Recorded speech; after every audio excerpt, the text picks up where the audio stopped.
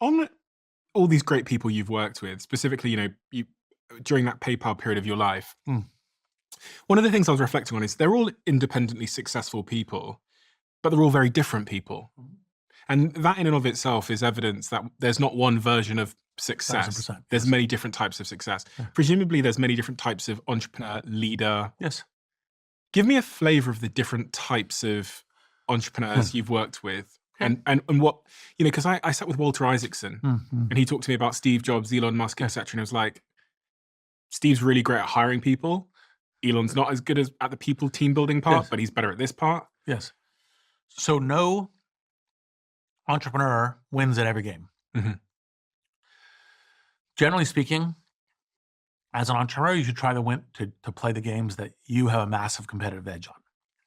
Same thing is true. So some people, for example, like take Anil Busri at Workday, right? He is thoughtful, intentionally cultural building, very professional. So it's a HR product for work. His contrarian idea was going to the cloud and that people were going to do cloud software. For the first, I think it was 500 people that Workday hired, he would always do a cultural interview at the end to make sure that the first 500 people all kind of shared cultural things. So once you get through all the competence and all the rest of the stuff, he would make sure that was a fit. And that's part of how you get cultural coherence. That's like one example, right?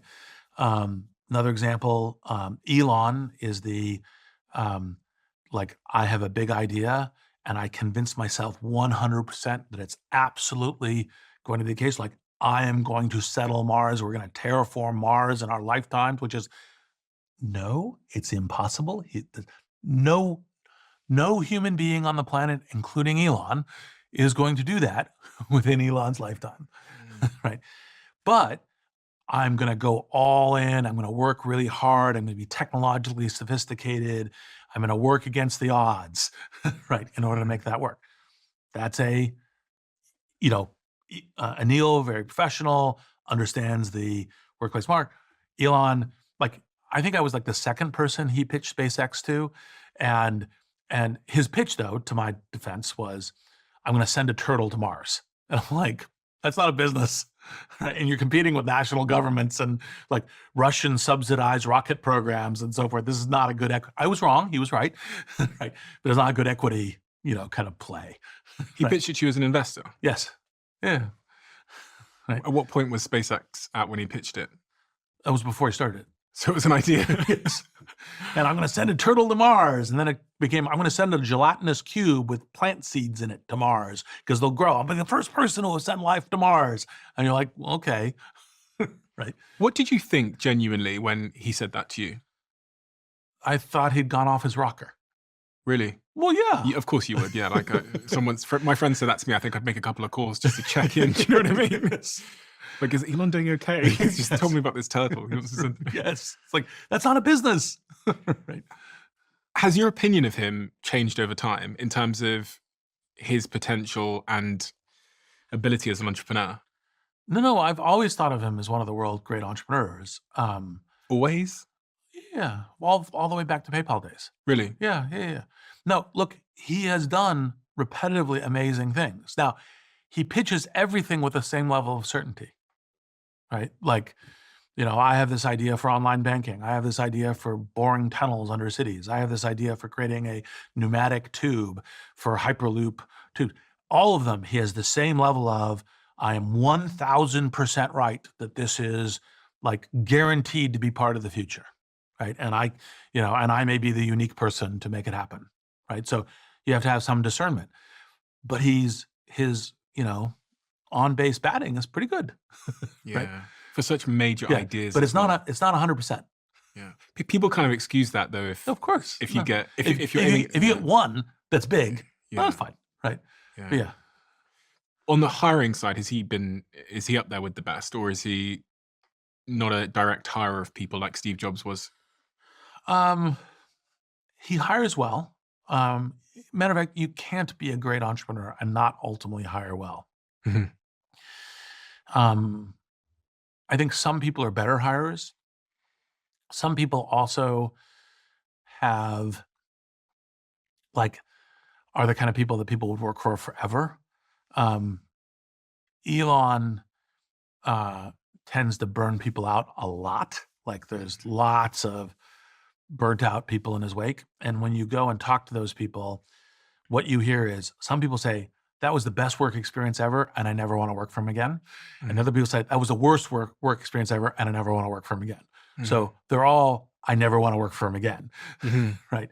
So, as kind of a dynamic, because he basically looks at them as disposable parts and, go as hard as you can, right?